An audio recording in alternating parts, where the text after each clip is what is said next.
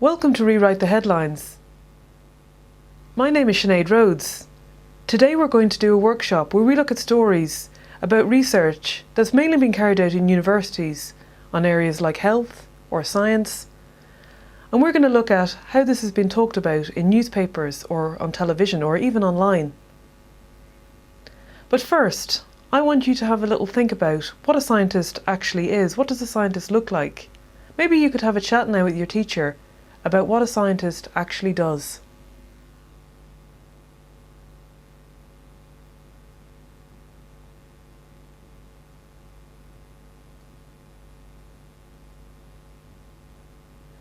So I'm sure you've had lots of good ideas.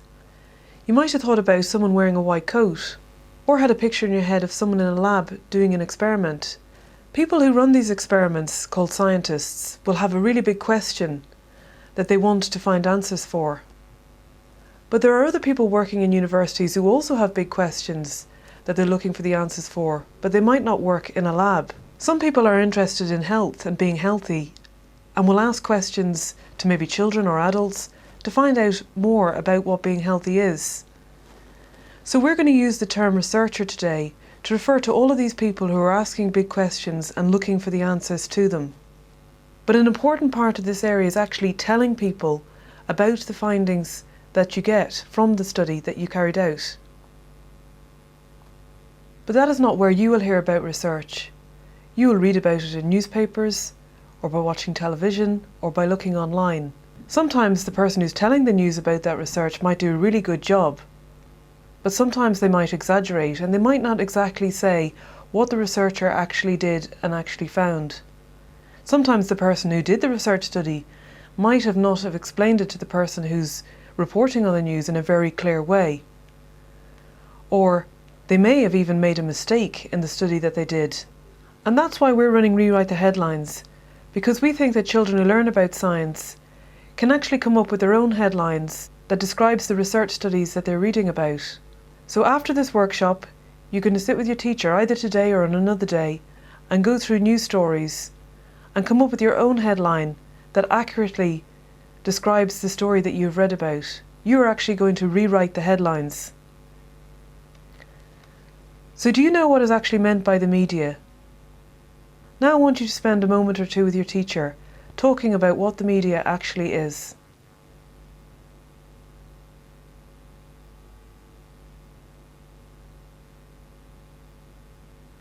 There are different types of media. You'll probably all be familiar with print media, that's newspapers. So you might have seen some of these newspapers like the Daily Record or the Scottish Daily Mail. These are newspapers that we commonly read in Scotland. But there's also broadcast media, and by that I mean television or radio. So you might, for example, have seen news on BBC or BBC Newsround. You might have also seen news online where people share information about news stories. But the most important thing that we're going to do today is to try and understand headlines, whether you see them on television, online or in newspapers. So do you know what a headline actually looks like? You know, when you see a newspaper, you'll see a main headline that describes a story. A headline is usually a very short sentence that tells you a little bit about the news story that follows it. It should hopefully give you an idea of what the story is about. But the important thing we're going to learn about today is don't stop at the headline. And what I mean by that is don't just read the headline and think that is what the research study actually did. And you're going to see why reading more than the headlines is really important with some examples now. Today we're going to talk about research, mainly science and health studies, and we're going to look at the way researchers communicate or tell their ideas to people who are writing the news or television programs. And we're going to talk about whether this is accurate. What we mean by accurately is that the researcher tells the reporter exactly what they did and what they found. But what we're also going to look at today is whether the newspaper writer accurately reports what the researcher has told them. So now I'm going to talk to you about exaggeration and give you an example of what I mean. So it may be that you've been watching the runners on the Olympics, and particularly the fast ones who've run gold medals. And you might be a very fast runner. But if you were to say, oh, I think I'm as fast at running as that Olympic gold medalist, that would be an exaggeration. Now I'm going to give you an example of being selective. It may be that one day you're having your lunch at school and your teacher asks you what you've had for lunch, and you say you've had an apple, a sandwich and some fruit juice. You didn't tell her that you also had some chocolate. You left that bit of information out, so you've been selective. I want you now to talk to your teacher of examples about exaggerating and being selective.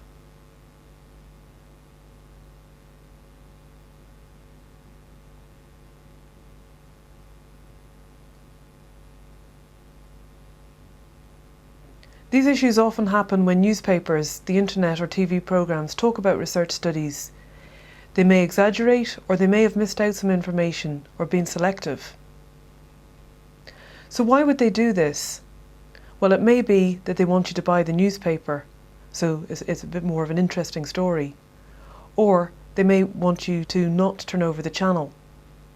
Or it might be that the researcher actually made a mistake or exaggerated a little. Now we're going to talk about examples, so you know exactly what I mean.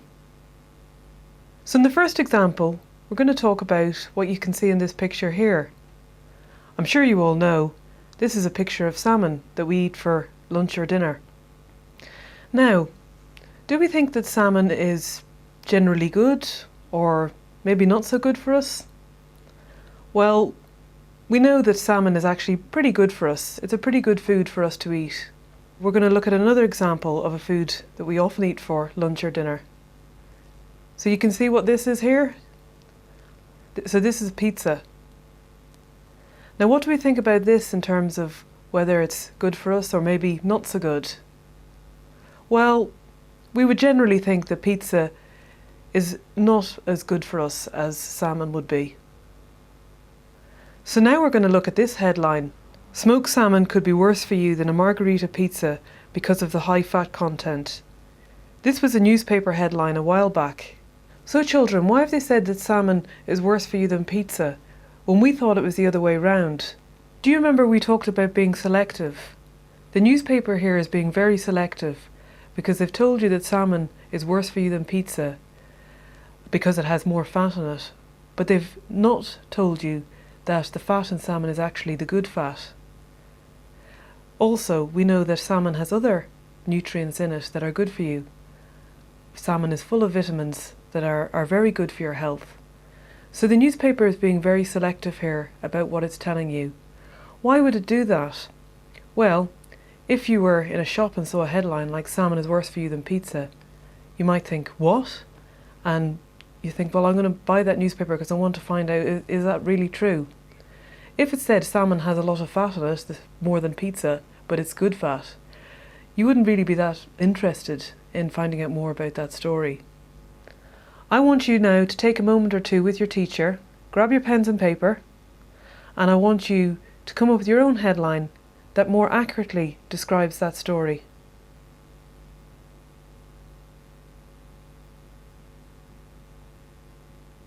I hope you all had some good ideas for new headlines. Now we're going to do another example. I'm sure you all know what this example is. Yes, it's chocolate. So I bet you're wondering if chocolate is good for you. We see a lot of news stories about eating chocolate. So for example, headlines like eating chocolate is good for you, or even chocolate is good for you, official. So here's a particularly interesting headline. Chocolate is good for you, official, which appeared in the BBC News a few years back. Now why did they say this? Well, they were reporting on the fact that we know that there's ingredients like phenols and cocoa in chocolate that can actually have a protective effect on your heart. But this headline, chocolate is good for you official, is really exaggerating these claims. In fact, if we move down towards the end of the story, the important lesson that we've been trying to come across in this workshop, don't stop at the headline, really emphasises itself. You can see that the story talks about how chocolate, or particularly eating too much of it, can make you put on weight. So the article actually says that chocolate is high in calories and eating too much of it will obviously have a negative effect on the heart. So now children, I want you to take a moment or two, talk to your teacher about this headline and the news story that comes with it, and I want you to more accurately rewrite the headline.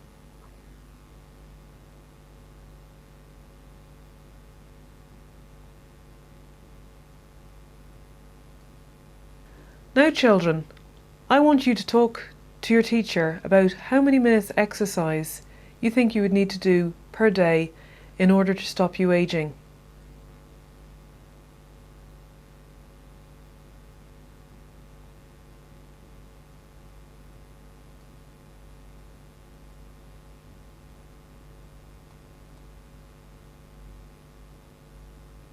So now we're going to talk about a story that looks at exercise and aging. And I wonder if you've ever thought about how much exercise you'd have to do to stop yourself from aging so that you stay and look young.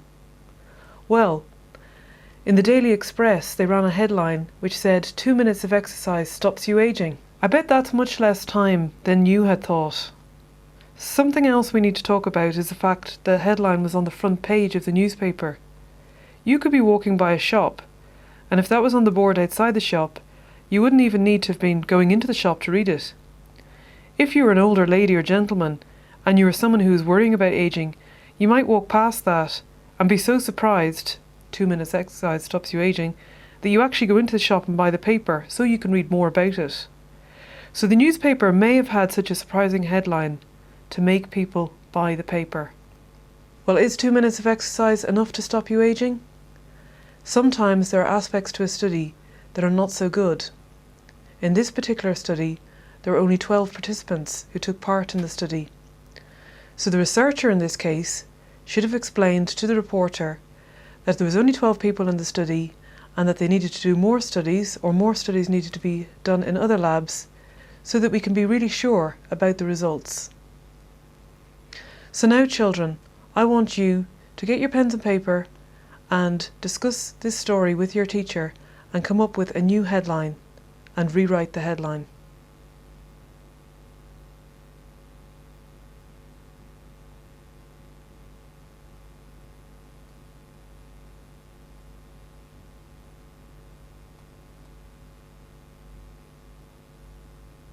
I have one more example to talk to you about before we finish this workshop, and it's about space. There was a headline, "Picture proof that shows aliens are out there," was in a recent newspaper. What do you think of this headline? I found it very surprising. Did you? In the case of this alien headline, the picture they had suggests stratospheric particles are extraterrestrial organisms or aliens, but other researchers have said they could be volcano particles. You know, from when a volcano has erupted and the particles might have travelled into space. So here the science is questionable, because there could be a completely different explanation for the findings. It might not have been an alien at all, it could be volcanic particles. So it could be that the newspaper reporter here was exaggerating or being selective in that they weren't mentioning this alternative explanation.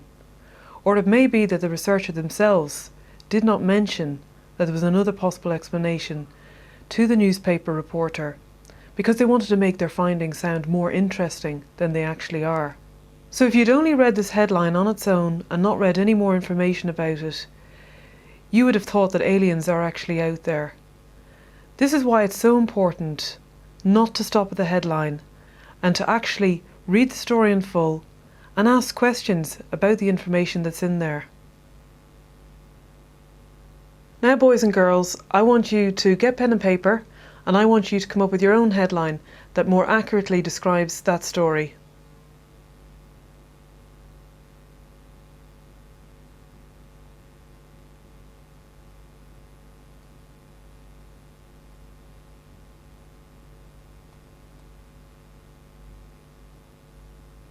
So the main thing we've learned today, boys and girls, is don't stop at the headlines.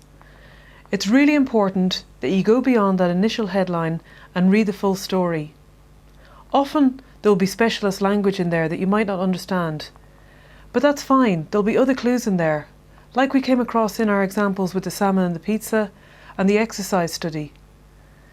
The most important thing is that you have a questioning mind and ask questions about what you read. And if you're unsure the story is actually telling you all that's happened with the study and the findings, there are a number of places that you can go to find out more about that particular story.